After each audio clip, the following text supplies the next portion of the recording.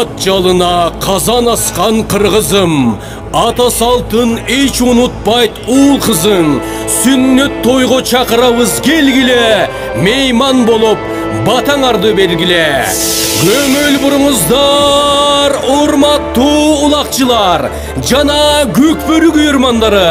Сиздерди 2024 жылдын 26 октябрь күнү Ош облусунун Нокат районундагы Караташ айыл өкмөтүнүн тургуну Аблас Балбандын неберелери Иса, Ислам, Райымкул, Рамзан, Рамазан, Жумабектерге акбаталоо максатында өткөрүлүүчү сүннөт тойга арналган аламан улакка чакырабыз.